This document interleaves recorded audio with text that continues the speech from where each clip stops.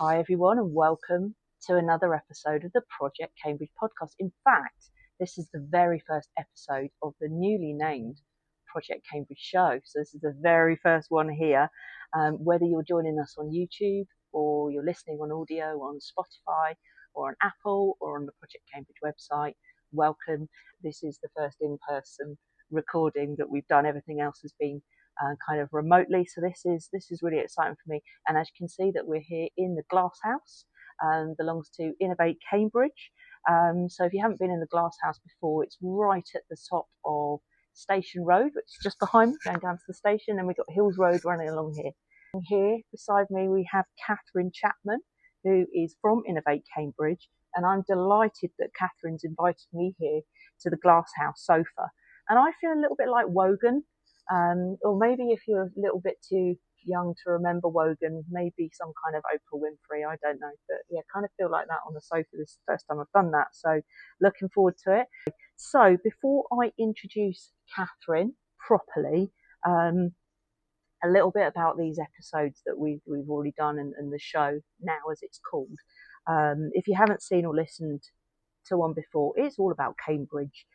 So lots and lots about science and tech, and we meet the people who are doing wonderful things in the city, and in particular those sort of bridging the gaps in our city. And I think today's interview is going to kind of sit across all of those things. We try to be inclusive as possible and make things as easy to digest as we can, no physics lectures or anything like that. So without further ado, I would love to introduce the very first guest of the Project Cambridge show. Here we have Dr. Kathryn Chapman from Innovate Cambridge. Oh, thanks, Jo. How exciting. I didn't realise it was the first show. What a privilege. Well, welcome. I know you're a regular member of the Glasshouse, but welcome to do the show here for the first time. It's brilliant that you're here. Thank you very much. So, as you know, and I know you have listened to a few of the podcasts before, what we like to do is really sort of get to know our guests. And so I'd love to ask you a few questions. And so let's start with the obvious one. Where are you from? So actually, when I was younger, we moved around a little bit. So I have to say, I was actually born in Leeds. And the reason I was born in Leeds was because my dad was a cricket fan.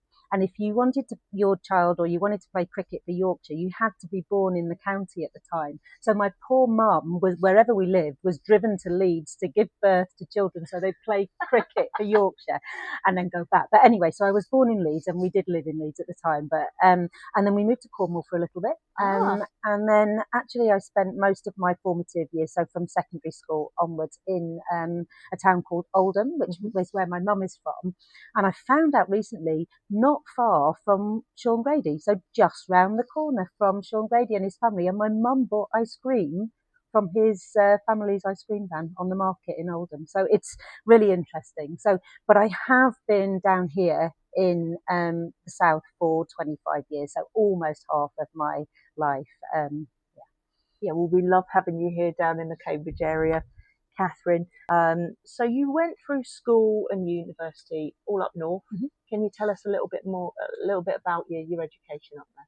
Yeah, so I went to a comprehensive school in Oldham, really, really good one, fantastic teachers there, and basically was able to explore lots of different things, from music to science to maths to arts, choir. It was a really kind of buzzing place and experience. But I think what's really different up in the north is from somewhere like Cambridge, that's really struck me since taking the Innovate Cambridge role actually, is that there's a real pathway from school and from a comprehensive school to the universities, whether it be Manchester University, Salford University. There's lots of different universities. And so it's in some way, there's obviously a lot of inequality. I think we'll come on to that later in the podcast up there as well. But I do think it's different. And it's also less extreme than it is in Cambridge. So it's really interesting. But yeah, so at university, I actually started with life sciences and history of medicine, because what I wanted to do was understand how society affected thought in science processes. So, scientists like Galileo or, Darwin, how did the current societal environment affect them as they were coming up with their theories? But actually I realized that there wasn't really a career necessarily in that. Yeah. So I moved into more straight genetics. So I did a degree in genetics, and I love genetics. It's just a phenomenal subject, the logic of it, the fact that you can really get into what is causing disease, the familial traits. It's really exciting. And I did a PhD in that as well. So, were you always interested in science at school, or was there anything else? And what got you into genetics? So, I always loved science and I always loved maths, but actually at school, I was more into music. So, up in Oldham, they had this amazing music centre. And interestingly, Faye Holland also went to that music centre. Wow, I found that out. So again, just connections all over and throughout your life. But there was this amazing music centre where you could get instruments that you were interested in, and you could keep them and play them and have lessons and join orchestras as long as you practiced every week. It was amazing. That's cool. So I played piano, I played oboe. I would never have played the oboe without this music centre. And I played and I did recorder. So I was really musical when I was at school, but I loved the logic of science. So how I got interested in genetics was really it was about disease. I read this paper actually, even in GCSE level, of a geneticist who was in the States at the time, an Italian geneticist, and he was doing all of these experiments to work out how you take out a particular gene and work out what happens if you take out that particular gene. Do you get a disease, or are you healthier, or or do you get cancer? What does it mean? And actually that really intrigued me, and I thought, I really want to know more about that, and I want to find out how I can get a career to know more about that. So that's kind of what drove me towards genetics. That was your path. You did say that you almost thought that you were going to have a career in music at some time, and I know that you're actually a really, really decent pianist. You're grade 9, aren't you? Yeah, I think grade 8 is the top. And I think I don't know if there is a grade 9. There might be a mystical grade 9. I'm sure if there wasn't a grade 9, you would still be a grade 9. So, and it's really interesting that you have that music background, because we talk a lot now, don't we, about STEAM. And for anybody that hasn't heard of STEAM, it's basically STEM and put the A in it, and the A is the art. So it's all kind of music, art, and I think bringing arts into STEM and it's a very sort of sought after kind of set of skills these days. Not just STEM, but somebody that has that creativity at the same time. So do you think that having that creative vibe that you've clearly got has sort of influenced your work in science in any way? Definitely. I should say, to your point about thinking that I was going to be a musician, it was my parents that said I needed to get a proper job. Oh, proper job. So that's why I did exactly. And I think probably many people will have had that experience where no, you can't, because there's not a clear career path. You need to go into something that sensible something. Yeah. But I think I've always loved the arts. I've always loved creativity, whether it be music or other outlets, and it definitely helps because you think about things differently.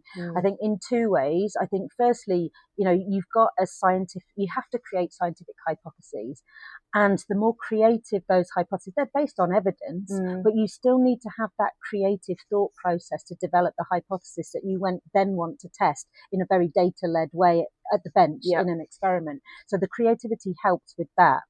But it also, where I found it really helped was, you'd be at the bench all day and you'd be trying to work out, why hasn't that experiment worked, or why didn't that add up? And you go home and you play the piano for half an hour, you process, you're in flow, and you're subconsciously thinking about it, and you get the answer. It's a kind of similar experience to if you're sleeping sometimes. I don't know if you've ever woke up with the answer in the middle of the night and you have the notepad and you write it down. It's a similar thing, but you can really embrace it with music. So it's just, to me, it's a critical part of actually the innovation process. And what your parents said about you need to get a proper job. I wonder if Ed Sheeran's mum and dad said that Ed needs to get a proper job because he's doing all right for himself. So going back to your career, Kathryn, I know you did your first postdoc. You did that for a year, right in the late 90s, and I understand you were the youngest researcher in the Department of Genetics at Harvard. Can you tell us a bit more about your research over there, and what it was like actually spending that time in the States, how you found it all? Yeah. And I mean, I guess the first thing to say is actually, I don't know whether all of the people listening would even know what a postdoc is. No, Jen, I guess. You can tell us. Yeah. I mean, what you do when you sort of take in a scientific path is you'll do your degree, and then you'll do a PhD where you're working under a supervisor on a particular project, and you're really getting into the science. It's your training, basically. Yeah. And then when you finish that, you go on almost your first independent role where you're picking yourself what type of science you want to do. You'll often apply for some funding to do your own science. And because as I said, this Italian geneticist, he was out in the States, and I think it's still similar now, but at the time there was definitely a push of your career will go much further and much faster if you spend some time in the US, because the environment is different. The amount of money that's over there, the labs are different, the international aspect of it is different. So I went over and I just wrote to lots of different labs, and I found one at Harvard, and again, amazing researcher who had actually been a international ice skater. Wow. And then she was phenomenal. So she was an international ice skater, but doing this research career as well. And basically what I wanted to do was I wanted to take that excitement around knocking out genes and trying to discover what genes did in the disease process. And I wanted to learn a very specific technique. And over in the States, I did that in neuronal cells. So, basically what you do is instead of knocking a gene out, you can knock in a marker so that you can follow cells as they develop. So as a fetus develops, you can follow the cells. So where are they going to end up in the brain? It's called neuronal cell fate, and you can just find out how the brain develops and how you can manipulate that and what happens if you make interventions and you change things and things. So I went over, learned this technique. It was a precursor to something called CRISPR, which I think is thrown about now. And then I wanted to come back and apply that to arthritis, because that was a disease that had been very personal to me and had run in the family. So, but yeah, I mean, what I would say though about Boston, and I've just been back this year actually to look at the Boston 25 years on, if you like, but there's something very special about, there's a drive, there's ambition, there's just an ecosystem where nothing is impossible. So you feel this energy all of the time, and the people that you meet are there. They're not there to do research. They're there to cure cancer. And it's amazing. Wow. And so I think even going back there 25 years later, I felt refueled. Yeah. So I've kind of brought that back. So I really recommend, if anyone has the opportunity to go over there and just feel that kind of vibrancy and the ambition, it's definitely worth being embedded in that environment for a little bit. And then you can bring that back to wherever you end up back in the UK. So then you came back to Manchester. Yeah. And you did another postdoc. And then you came down here, didn't you? Kathryn came to work at the Wellcome Trust Sanger Institute, just up the road, just down there in Hinxton, just south of Cambridge. And in fact, we both worked there at the same time, didn't we? And that was a really amazing time to be working there in those early 2000s. It was kind of under the time the late Sir John Sulston, and then after that, Professor Alan Bradley, who's, big names, John Sulston, Nobel Prize winner and so on, and Alan Bradley still doing amazing things out there. Can you talk about your research there at the Sanger? It was an amazing time, exactly as you said. And if you think about the Cambridge ecosystem, I think Alan Bradley is probably one of the most amazing people to showcase that in terms of being this serial entrepreneur, as well as being a phenomenal academic. I mean, his latest company, 𝗘𝗽𝗶𝘀𝗃𝗁𝗃, it's based at Granta Park. So yeah, it was an amazing time to be there. And again, in that entrepreneurial ecosystem. So my research there was very much, again, following this path of how do we try and work out what all of the genes in the genome are doing? So if you take one away, what happens? And we would do that, and I know you know because you were there at the time, we would do that in mouse models. And so because then you can see what happens to the mouse.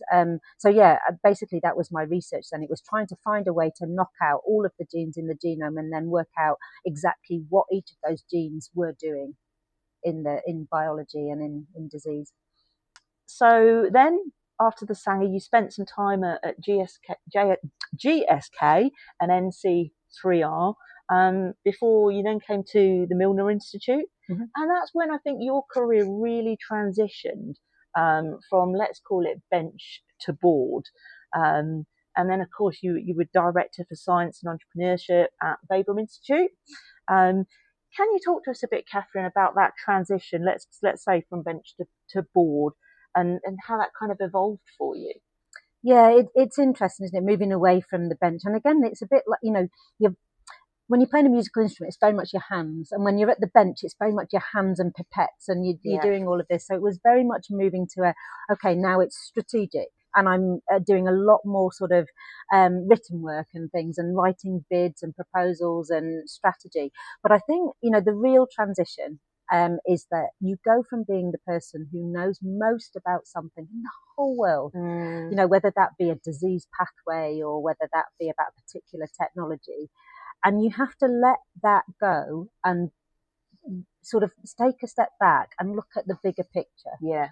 And go, well, how does what I'm doing fit in here? And how does that community, and how does, that fit in there? So it's a very different approach. But it's really interesting because I think you can have just significant impact when you start thinking about a systems approach, particularly when you're thinking about the whole of Cambridge and the city, and how does innovation fit in, and how does education fit in, and how does transport fit in. I mean, yeah, I've really moved away from the bench now, but it is an interesting transition. It's quite a switch in the mindset, actually. It was during that time, alongside everything else, you've actually been a member of now let me get this right, the Vice Chancellor's Advisory Group at Coventry University. So you were providing strategic input on innovation, training and skills, as well as strategy and academic and industry engagement. And you're in your third 3-year term there, and you're an honorary professor, aren't you? Yeah. Wow. Tell us about that.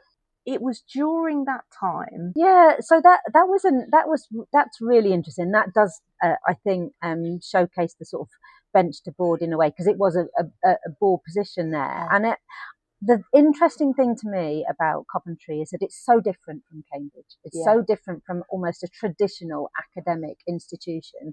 And there were a couple of things that interested me. One was that it was so applied, whether it was engineering or fashion or culture. It was a real applied university.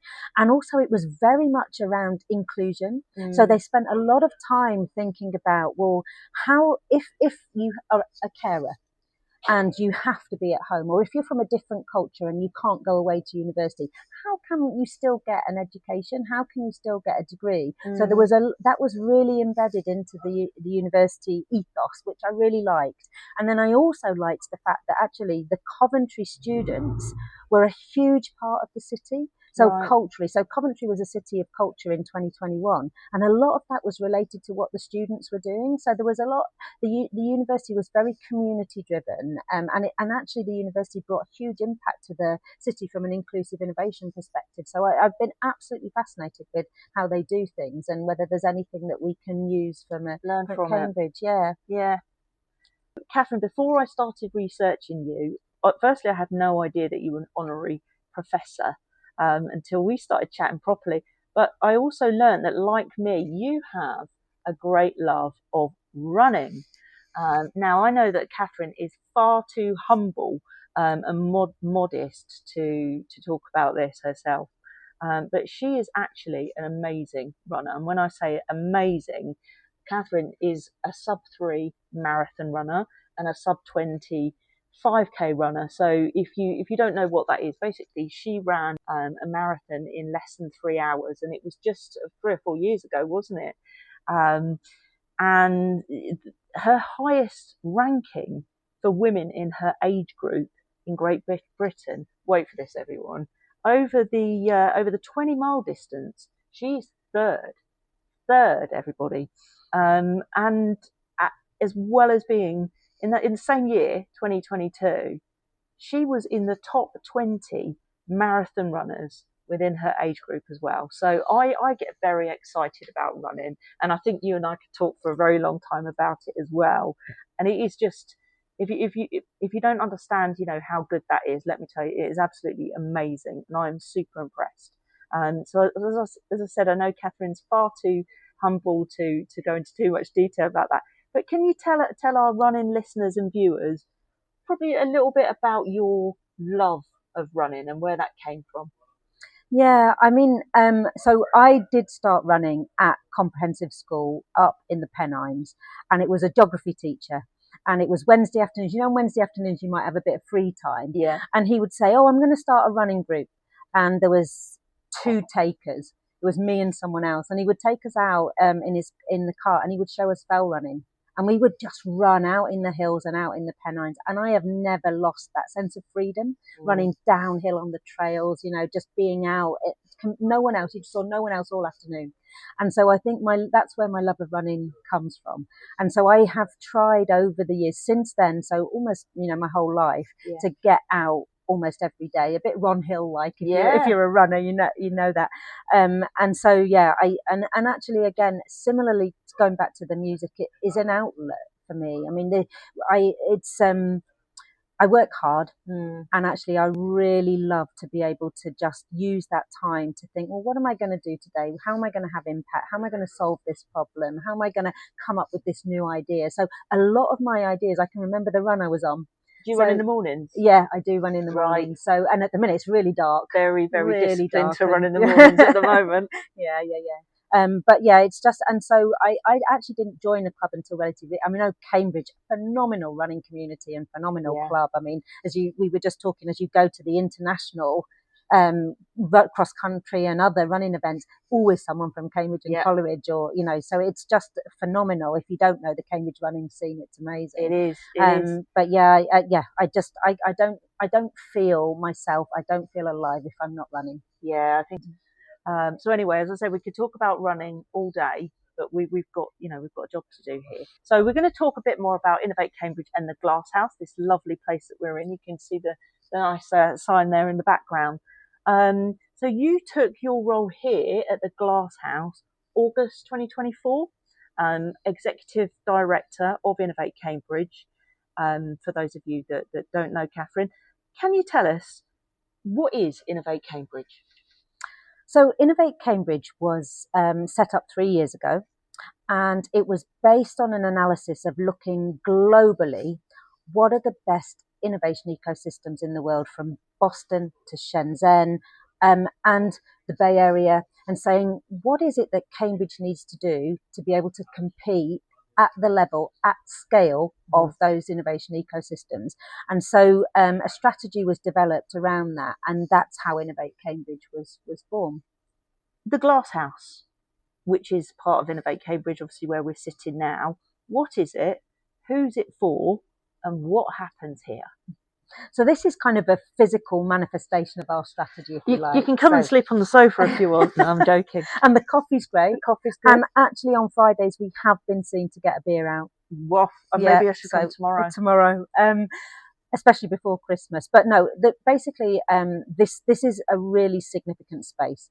For a number of reasons. It's just near the station, so it's very easy to connect with people from London and elsewhere, particularly investment. So our strategy, there's 3 parts to it. One is about making sure that we call it the innovation engine, and that it's firing on all cylinders. So we have the talent we need, and that means homegrown talent as well as global talent. We have the investment we need from all of the venture capital firms and the firms that are building Cambridge, but we also have the infrastructure, so the lab space and the office space, etc. So we're helping to create that environment.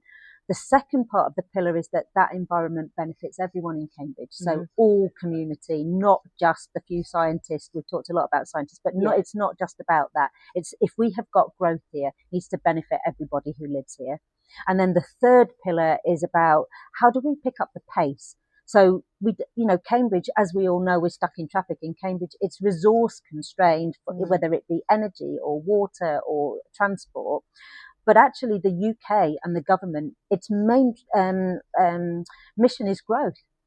So how do we do that quickly without just building more? And so we do that by partnership. So the third part of the pillar is partnership with Manchester, partnership with London, and partnership, obviously, with Oxford.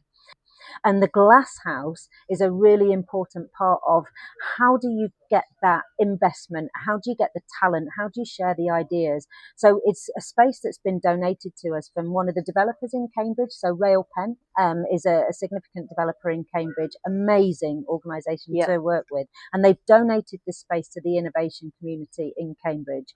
And what we do here is we have events here so that we can connect people that are working in the tech sector with people like Anne at 𝗤𝗵𝗽𝗀𝗀. We connect local government, and we talk about transport strategy, and we bring in investors, and we do pitch days. Well, who are the latest artificial intelligence companies? Who are the latest life science companies?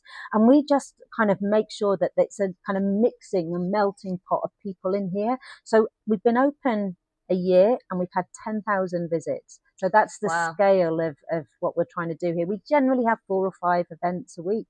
It's also working space as well. So it's really fantastic. We haven't had space like this in Cambridge before for the innovation community, not quite like this. So it's really important. And actually the events here are really good. I've been to a really sort of diverse mix of events. And a couple of weeks ago, we had a bit of a Christmas party in here, and there was karaoke.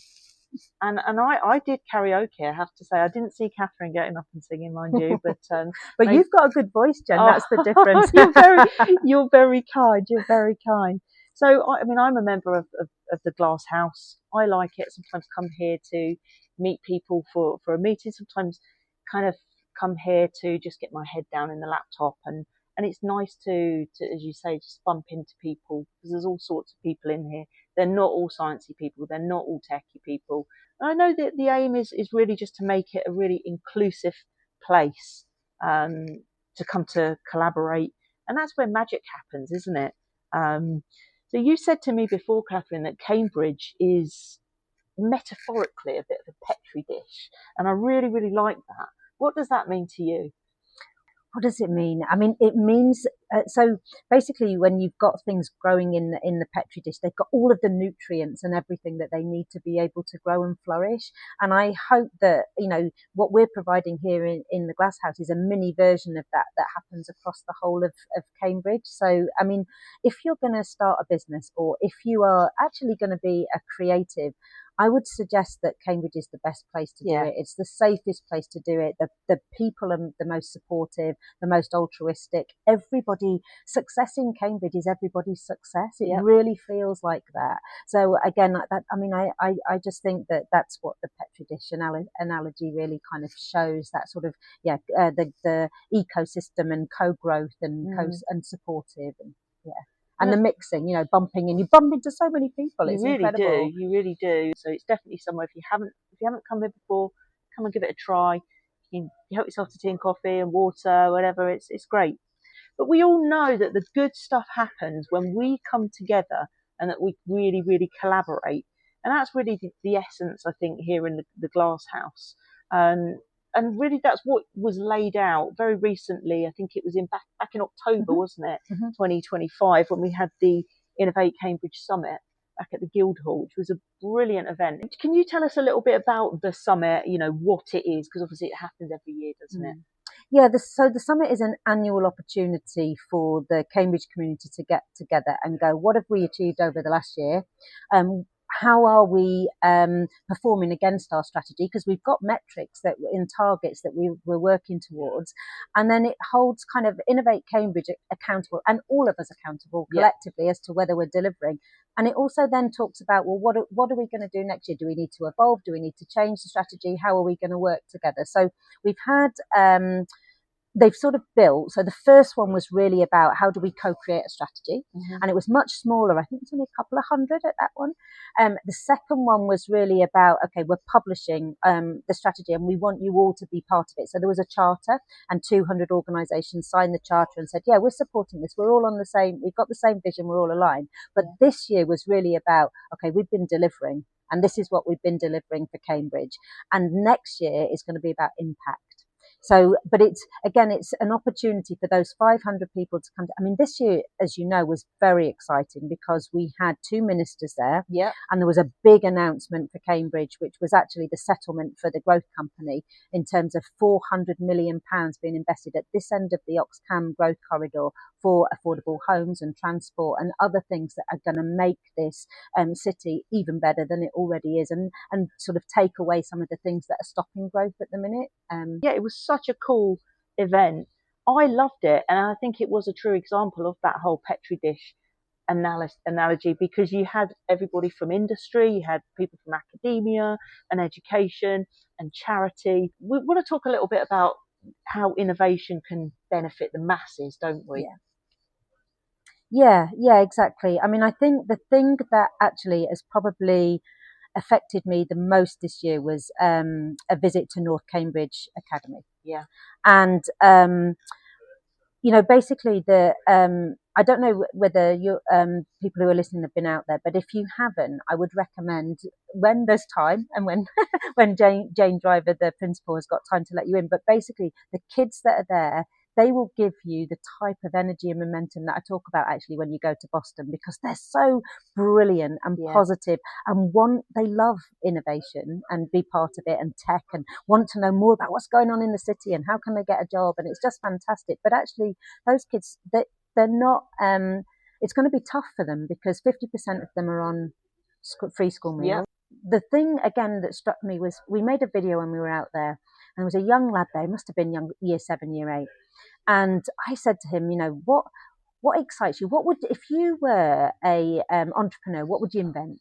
And he had this amazing story of how he would invent this device that would help him get better at football, and it would measure these ankle movements and how it was going to have better trajectory on the ball, and it was going to measure all his health stats and all this stuff.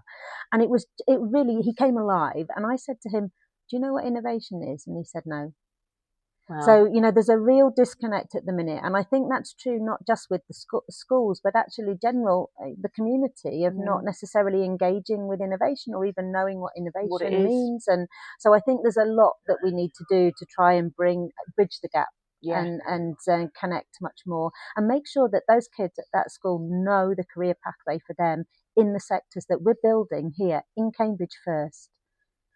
It's a wonderful school. If you haven't heard of North Cambridge Academy, it's clearly on the north side of Cambridge, but it's a secondary school there, and it is probably one of the most deprived areas. And as Kathryn said, you know, 50% of the kids there are on free school meals.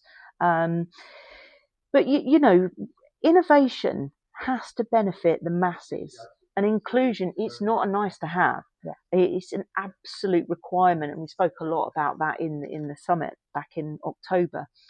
We really do need to extract some of this social value from the growth, so that innovation is really going to benefit those existing communities like the North Cambridge Academy. And that video was amazing. Jane Driver, who is the head or the principal of the school, she's doing some fantastic work. Nearly 50% of those students are from ethnic minorities as well, and 24% of them are SEND students. 6% of them have EHCPs. You know, there's a lot going on in that school, and it's great to see that there's been quite a lot of focus on it through Innovate Cambridge and some of the other. I know St John's Innovation Centre, they've done some really, really good proactive work supporting NCA, and then companies like Costello Medical, they have as well. They've funded bursaries for NCA students so that they've been able to study at the 𝗬𝗪𝗏 Foundation. And I think would you agree, these are really examples where the ecosystem has really responded positively to that call for action on inclusivity. I think so, yeah. I mean, I think if you think about everyone that's working towards this goal, around whether it be the board members of North Cambridge Academy, whether it be Anne Bailey at Form the Future, whether it be the City Council that are now launching through Cameron Holloway this included programme, which is going to be a very practical way of helping school children navigate their way through future career pathway, and particularly engaging children that actually opt out of education, which is becoming increasingly common. So yeah, I think actually there's a real momentum behind it in terms of passion and real, as I say, practical things that people are doing. We had a Form the Future event here, and the kids said, the young people, I should say, that came here said, I didn't even know that I could come into spaces like this. Wow. So we said, right, okay, we need another 12 Form the Future event. Let's open it up. More people come in, because this truly, they're just as welcome as anybody. So a little bit more about the positivity that's come from the event. Or from the summit, should I say? Can you talk about now? There's a lot in the summit about Manchester, and I know that's a big, passion project of yours, and not just because that's where you're from. Talk to us about Manchester and how that was spoken about in the summit. So, I mean, the original idea for Cambridge and Manchester came from Tabitha, who was my predecessor, Tabitha Goldsalb and Lou Caldwell, and really pushed that with Dermot O'Brien, who was the PVC for Innovation at the time. And basically, since I joined, we got some funding from government to be able to really accelerate the partnership. And the reason behind it is partly to do with scale. So, as say, if Cambridge wants to grow quickly, partner with Manchester, who has got scale, huge amount of talent, students, companies, IP at the university. But also, if you think about the cultural heritage of the two places, you've got Cambridge, which is built on a very academic cultural heritage, whereas Manchester, very industrial and applied, and they've got kind of they're famous for graphene, they've got material science, the creative sector. So it's an entirely complementary ecosystem. And so and actually we're learning a lot from each other. So we've done quite a few knowledge exchange visits. So there's an organisation which is kind of similar to Innovate, Cambridge, the innovation engine of the University in Manchester. They've been down here, Unit M, and we've done a lot of knowledge exchange between the tech transfer office here. They've been out to all of the accelerator programs and things, and they're trying to build their own acceleration ecosystem and venture building ecosystem up there. We've got 30 years of kind of maturity down here in Cambridge, so there's a lot that we can help.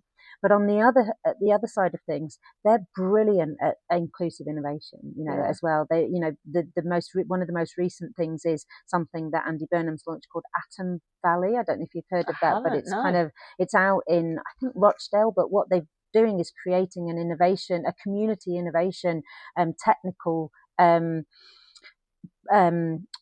of industrial innovation centre at a tram stop that's not used very often. So to drive the innovation out to more deprived areas and create sort of community innovation. And ideally what they'll be doing is sort of placing, academics from the University of Manchester maybe out there, so that it kind of makes this innovation spread much more widely, and the benefits spread much more widely from jobs, so yeah, it's exciting. And probably the biggest thing that's come out this year is that AstraZeneca have launched they have a mentorship program in Cambridge. So they help companies to grow and scale and give them advice. And they've launched it up in Manchester now. But coming back to inclusive innovation, I will stop talking. Yeah. The other brilliant thing that happens in Cambridge, and AstraZeneca support it, is the Cambridge United Foundation. And the work that they do is absolutely brilliant in terms of STEM outreach. And Sean Grady and I actually just went up to talk to Manchester City about the work they do. And they have an enormous programme where you're using sport and football to get innovation out to community, to learn more about science and learn more about innovation. So it's brilliant. The stuff that's going on. It's just sometimes we don't always know it's happening, but there's some amazing things. So obviously, and Tim Minchell and I actually spoke about this in episode 9, and how important that it is that we can't be an island here in Cambridge. And it's really important that we do sort of reflect on Manchester and how they're doing things. They've already got ARM up there, for example. So we've already got those really strong links with Manchester here in Cambridge. And, you know, so you have got some of these great ideas for partnerships and collaborations already happening. I know, you know, we've got the advisory board, obviously, and you mentioned Lou. But I think we're actually doing something with Manchester Tech Week and having a live stream, aren't we? Yeah. Anything else sort of practical that we can see the two cities physically linking up in the next year? Yeah, the live streams is good. And 𝗓𝗃 from Cambridge Wireless has been doing that, hasn't she? Through Cambridge Tech Week, to kind of link the two, which is really great. Yeah, and actually that's kind of the thing of when we start talking about Cambridge and Manchester, you find that, you know, tens of people are already doing stuff between Cambridge and Manchester. So again, that's sort of finding out what's going on and being coordinated. But from our perspective, what we're practically doing is doing more of that joined up events where you basically have a cohort of people that are working in a specific sector down here in Cambridge. So it could be life sciences, or it could be AI, or it could be material science, or clean tech. And we are bringing in virtually, same live stream, to have roundtables up in Manchester so that we can connect, again, the people that are doing similar things around climate tech or graphene in Manchester and connect the two. So, you know, a really good example is something like a clinical trial, commercial clinical trial in obesity that might be running in Manchester. Actually, can we expand that so that it's a dual footprint clinical trial and also runs in Cambridge as well? So there's some very practical things that we're working on in the new year in terms of you know, cementing that partnership. Yeah, the live streams is good. And 𝗓𝗃 from Cambridge Wireless has been doing that, hasn't she? Through Cambridge Tech Week, to kind of link the two, which is really great. Yeah, and actually that's kind of the thing of when we start talking about Cambridge and Manchester, you find that, you know, tens of people are already doing stuff between Cambridge and Manchester. So again, that's sort of finding out what's going on and being coordinated. But from our perspective, what we're practically doing is doing more of that joined up events where you basically have a cohort of people that are working in a specific sector down here in Cambridge. So it could be life sciences, or it could be AI, or it could be material science, or clean tech. And we are bringing in virtually, same live stream, to have roundtables up in Manchester so that we can connect, again, the people that are doing similar things around climate tech or graphene in Manchester and connect the two. So, you know, a really good example is something like a clinical trial, commercial clinical trial in obesity that might be running in Manchester. Actually, can we expand that so that it's a dual footprint clinical trial and also runs in Cambridge as well? So there's some very practical things that we're working on in the new year in terms of you know, cementing that partnership. Yeah, the live streams is good. And 𝗓𝗃 from Cambridge Wireless has been doing that, hasn't she? Through Cambridge Tech Week, to kind of link the two, which is really great. Yeah, and actually that's kind of the thing of when we start talking about Cambridge and Manchester, you find that, you know, tens of people are already doing stuff. Can you tell us a little bit about the Venture Cafe that's launching soon? Yeah. What's the Venture Cafe? Venture Cafe. So Venture Cafe is like global best practice for how you run innovation ecosystems and bringing sort of companies and networks in. And they do things like, in fact, going back to the creativity, you're connecting, but you're not necessarily connecting by talking about how do you raise money. You're connecting over maybe a love of painting or something. So it's quite innovative the way they do it, but also they have a global network. So one of the key things that Innovate Cambridge wants to do is to look much more outward and make sure we're meeting many more different people. So there's kind of a group, I guess, if you're in Cambridge, you can maybe just meet the same people all the time. And we want to stop that, absolutely, and make sure we're meeting many more people.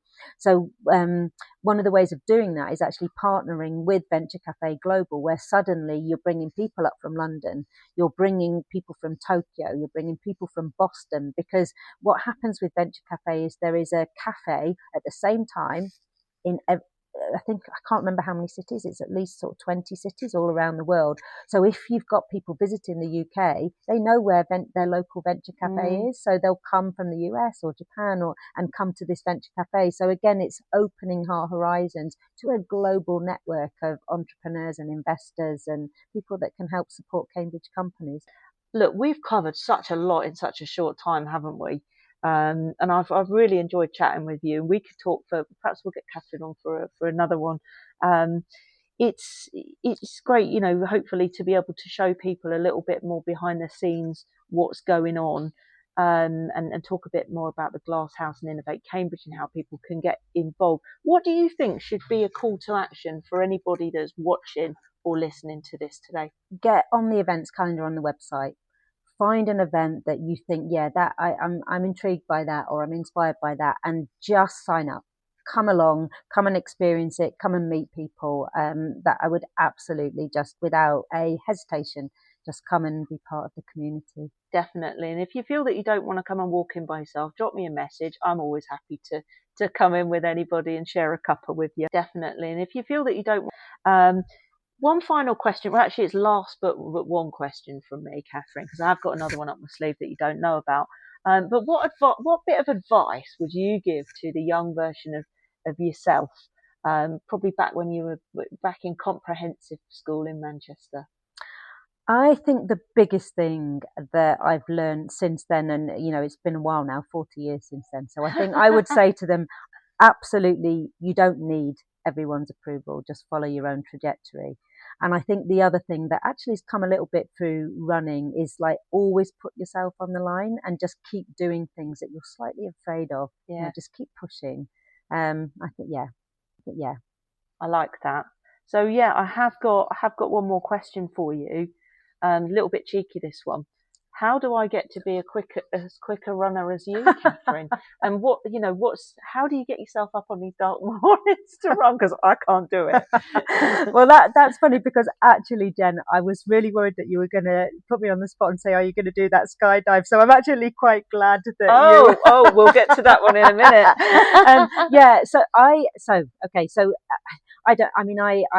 I think with running, the really nice thing is ultimately you really are only competing with yourself. Yeah. You're just trying to get a bit faster. I'm not really competing with anyone else when I'm out there running. I just want to do better than the last time that I went out. So yeah, I think it's just making sure that consistency is the big thing, right? Yeah. And you have to do the horrible intervals, because you have to make yourself feel horrible in training, so that when you're running faster at that part run to get your faster time, you know it's okay to feel horrible, and you're ready for it mentally. So that definitely, but you know this stuff. I mean, you've been coaching, and I mean, you don't need me to tell you that. But the dark mornings, that it definitely, it's putting the kit out the night before, and then going to bed in it. Some people do. Do they really? No, they don't go to bed in it. But when I wake up in the morning, and I'm like, and I think it's basically. It's not motivation. You're not motivated, but it's thinking about, okay, how are you going to feel afterwards, or how are you going to feel if you don't go, and that gets me out. Will you do the skydive? Oh, Jen, I can't say yesterday. I'm still building up to it. I still am. But I should take my advice of this that I gave to my 16-year-old self, shouldn't I? Of do the things I'm afraid of. She's thinking about it. We'll keep working on her. We'll keep working on her for that one. So, Kathryn, thank you so much for coming on. You've been great. The first one of the Project Cambridge show as well. Here she is, Kathryn Chapman. Thank you so much, Jen. It's an absolute privilege to have you as a member of the community. Thank you very much. Oh, thank you. So that is a wrap for our first in-person episode, and there's definitely going to be more of these. Don't forget, all of the episodes, they're available on YouTube, they're on Spotify, Apple Podcasts, and of course the Project Cambridge website, where you can go back and watch and listen to them all. If you like the episode, we'd love some reviews. Absolutely love some reviews. It helps more people find our show. And if you've got any questions for Kathryn or for myself, pop them in the comments box, and I'll make sure that she gets them, and we'll get back to you with the answers. So until the next time, we'll see you soon.